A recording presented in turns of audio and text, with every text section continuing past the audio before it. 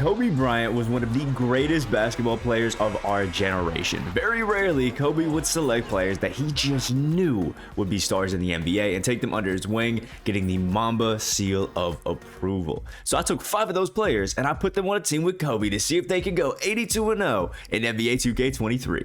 First is starting PG Trae Young, who Kobe took a liking to because he was one of GG's favorite players and did a few workouts with him. Second, we have Devin Booker, whose motto was "Be legendary," and that came right from words that Kobe said to him himself.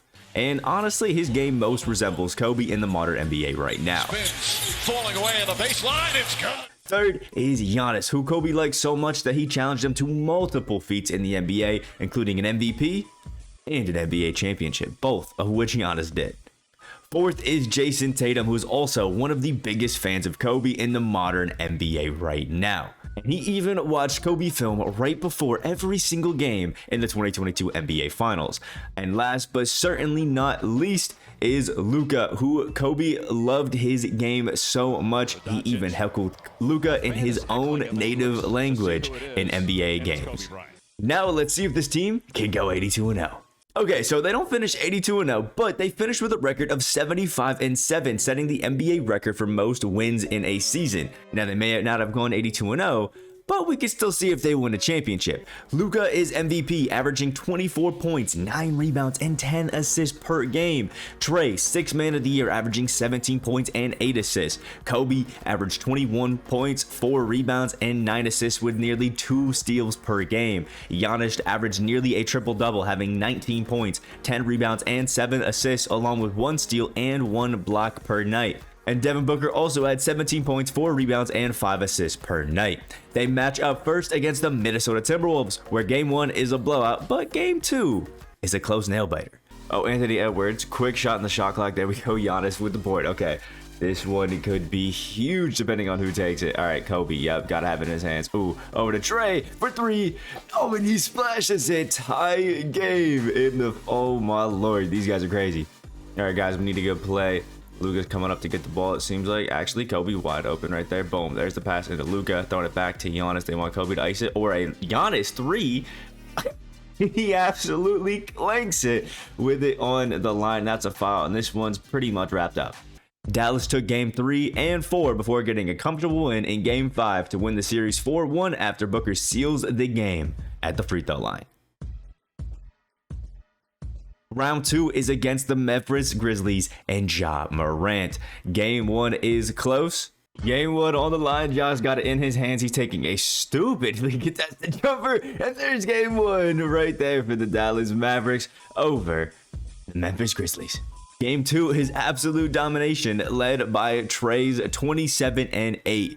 And Game 3 was more the same as Game 2, where despite getting 54 points out of Ja Morant, the Grizzlies lose 142-105. And Game 4 wraps up the sweep with a 148-127 win and moves the Mavs on to the Western Conference Finals.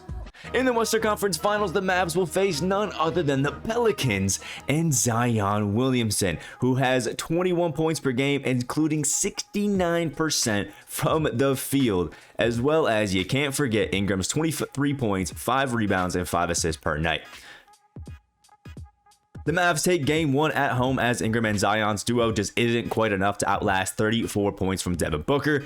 Game 2 is an absolute slaughter of the Pelicans, which I don't think is legal, by the way, behind Luka and Tatum dropping 30 points. Game 3 is another stomping. And Game 4 sees the Mavs move on to the NBA Finals after Kobe gives his respect to some more youngins.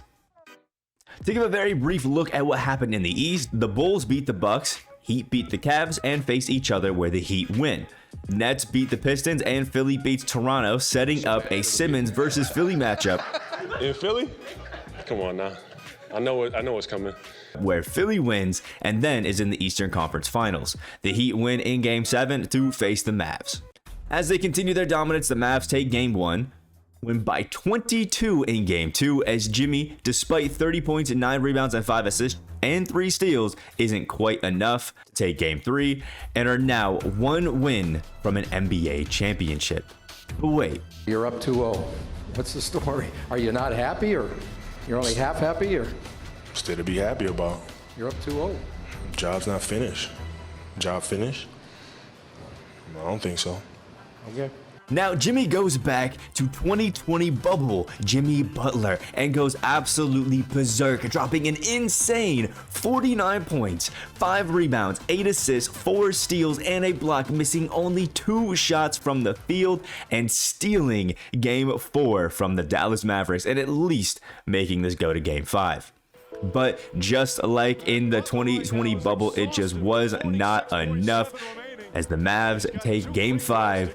And here we go. The greatest team in NBA history is here, finishing it off 158-103. Just 14 seconds left for Luka to dribble the clock out, and history cemented.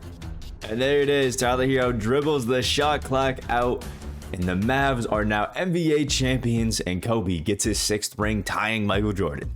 And Kobe yet again is raising up the Larry O'Brien trophy in the air and is also named the NBA Finals MVP. I mean, it's only right after he finishes this game with 46 points and 10 assists. So that's what happens when you put Kobe Bryant with 5 players that he gave the Mamba seal of approval on. Now, they didn't go 82-0, but at least they won the championship. Is this what you expected? Let me know down in the comments, as well as anything else you want to see. Like, comment, subscribe. I'll see you in the next one.